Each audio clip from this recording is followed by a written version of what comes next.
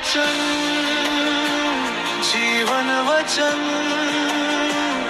दिव्य वचन जीवन वचन। सबको जय यीशु। दिव्य वचन जीवन वचन में एक बार फिर आप सभी का बहुत बहुत स्वागत है। आज की इस वीडियो में हम एक बहुत ही गहरे और चौड़े चौंकाने वाले विषय पर बात करने जा रहे हैं। जरा सोचिए, आजकल हर कोई सुंदर दिखने के लिए कैमरे और सोशल मीडिया पर तरह तरह के फिल्टर या मेकअप का इस्तेमाल करता है। लेकिन क्या होगा अगर मैं आपसे कहूं कि हम में से बहुत से लोग अपनी रोजमर्रा की जिंदगी में अपनी आत्मा पर भी एक पवित्रता का फिल्टर या आध्यात्मिक मेकअप लगाकर घूम रहे हैं। आज का पहला पाठ नबी ईसाया का ग्रंथ और सुसमाचार मत्ती के सुसमाचार के माध्यम से प्रभु यीशु सीधे हमारे इसी दिखावे से पर्दा उठा रहे हैं। आज हम इस रहस्य को समझेंगे कि क्यों बाहर से सबसे ज्यादा धार्मिक और पवित्र दिखने वाला लोग ही कई बार ईश्वर से सबसे दूर होते हैं और ईश्वर वास्तव में हमसे क्या चाहते हैं। ईसाया के ग्रंथ से आज का पहला पाठ अध्याय 1 पद संख्या 10 और 16 से 20। सोदोम के शासकों, प्रभु की वाणी सुनो, गोमोरा की प्रजा, ईश्वर की शिक्षा पर ध्यान दो। स्नान करो, शुद्ध हो जाओ, अपने कुकर्म मेरी आंखों के सामने से दूर करो। पाप करना छोड़ दो, भलाई करना सीखो, न्याय के अनुसार आचरण करो, बद्दलितों की सहायता दो, अनाथों को न्याय दिलाओ और विधवाओं की रक्षा करो। प्रभु कहता है, आओ हम एक साथ विचार करें। तुम्हारे पाप सिंदूर की तरह लाल क्यों न हो, वे हिम की तरह उज्जवल हो जाएंगे। वे किरमिज की तरह मटमैले क्यों न हो, वे ऊन की तरह श्वेत हो जाएंगे।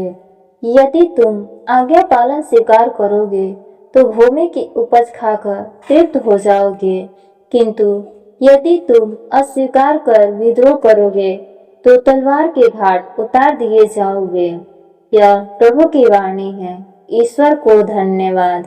संत मत्ती के अनुसार पवित्र सुसमाचार अध्याय 23 पद संख्या 1 से 12।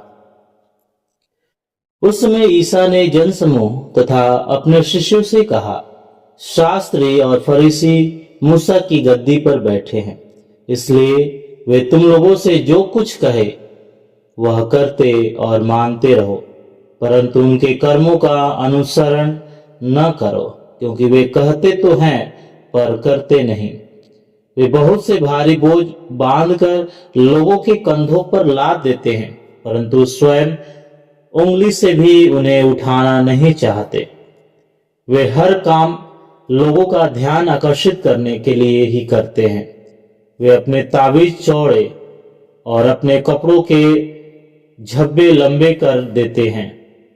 भोजों के प्रमुख स्थानों पर और सभागृहों में प्रथम स्थानों पर विराजमान होना, बाजारों में प्रणाम प्रणाम सुनना और जनता द्वारा गुरुवर कहलाना, यह सब उन्हें बहुत पसंद है।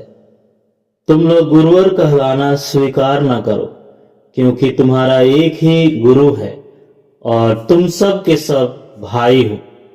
पृथ्वी पर किसी को अपना पिता न कहो, क्योंकि तुम्हारा एक ही पिता है जो स्वर्ग में है। आचार्य कहलाना भी स्वीकार न करो, क्योंकि तुम्हारा एक ही आचार्य है, अर्थात मसीह। जो तुम लोगों में से सबसे बड़ा है वह तुम्हारा सेवक बने। जो अपने को बड़ा मानता है वह छोटा बनाया जाएगा, और जो अपने को छोटा मानता है वह बड़ा बनाया जाएगा। प्रभु का सुसमाचार। क्रिस्त प्रभु की जय। जय यीशु। क्रिस्त में प्यारे भाई और बहनों, मैं आपसे एक बहुत ही रहस्यमयी सवाल पूछना चाहता हूं। क्या आपने कभी आध्यात्मिक मेकअप या पवित्रता के फिल्टर के बारे में सुना है?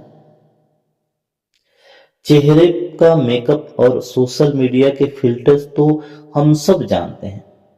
हमारे दाग धब्बों को छुपा देते हैं, लेकिन हमारी आत्मा का क्या? आज के सुसमाचार में प्रभु यीशु मसीह ठीक इसी आध्यात्मिक मेकअप का पर्दाफाश कर रहे हैं। वो फरीसियों और शास्त्रियों को देखते हैं जो बाहर से तो बहुत सजे धजे, पवित्र और धार्मिक दिखते हैं। लंबे लंबे प्रार्थना के ताबीज, भोज के मुख्य स्थान और समाज में सम्मान पाने की होड़, लेकिन यीशु उनकी एक बहुत ही कड़वी सच्चाई बताते हैं। वे कहते तो हैं लेकिन करते नहीं।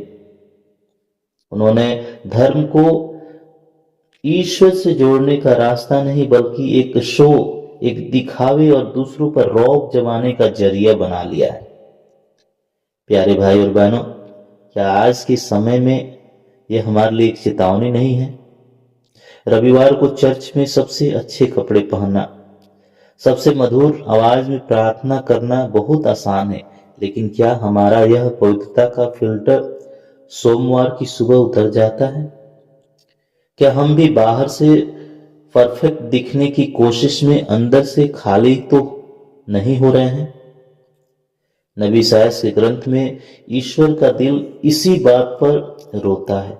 वह अपने लोगों से कहते हैं, तुम्हारे ये सारे दिखावे बलिदान मुझे नहीं चाहिए। अपने आप को धो, भलाई करना सीखो, न्याय की खोज करो, अनाथों और विधवाओं का पक्ष लो। कितनी हैरान करने वाली बात है ना? ईश्वर को हमारे होठों की स्तुति से ज्यादा हमारे हाथों की सेवा चाहिए।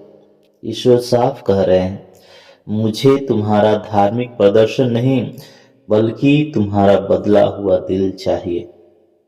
कृष्ण प्यारे भाई और बहनों, फरीसियों के बारे में हम अक्सर सोचते हैं कि वे बहुत बुरे लोग थे, लेकिन सच तो यह है कि वे डर में जी रहे थे। उन्हें डर था कि अगर लोगों ने उनकी असली कमजोरियां देख ली तो उनका सम्मान खत्म हो जाएगा। इसलिए उन्होंने दिखावे का भारी बोझ उठा लिया। लेकिन यीशु आज हमें उस थका देने वाले बोझ से आजाद करना चाहते हैं।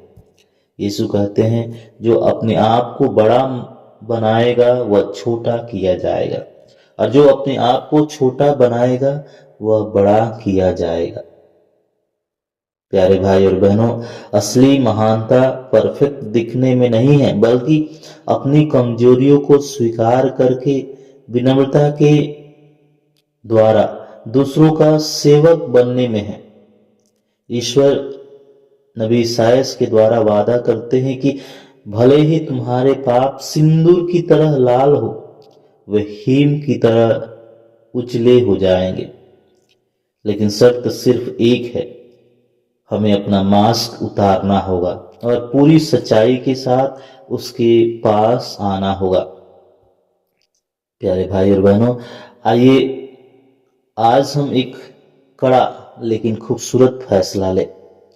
हम धार्मिक एक्टर नहीं बल्कि यीशु के सच्चे अनुयायी बने। दिखावे का चश्मा उतार फेंकिए, अपने अंदर के इंसान को वैसा ही ईश्वर के सामने रखिए जैसा वह है, और फिर देखिए उसका प्रेम आपके जीवन को कैसे बदलता है। आइए हम एक क्षण आंखें बंद करें और प्रभु से प्रार्थना करें। हे प्रेमी पिता ईश्वर, हम आज के इस जीवित और पवित्र वचन के लिए तुझे हृदय से धन्यवाद देते हैं। प्रभु, हम स्वीकार करते हैं कि कई बार हम दुनिया की वाहवाही और सम्मान पाने के लिए अपने जीवन में दिखावे का मास्क पहन लेते हैं। हम बाहर से तो बहुत धर्मी दिखने की कोशिश करते हैं, लेकिन अंदर से खाली रह जाते हैं। हे प्रभु, हमें क्षमा कर। आज हम अपने इस आध्यात्मिक मेकअप को तेरे चरणों में रखते हैं। हमें फरीसियों के समान झूठा दिखावा करने वाला नहीं, बल्कि अंदर से एक सच्चा, विनम्र और दीन सेवक बना।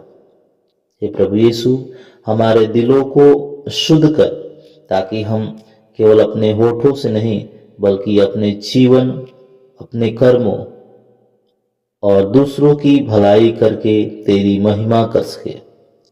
यह हम प्रार्थना करते हैं हमारे प्रभु ख्रिस्त के द्वारा, आमीन।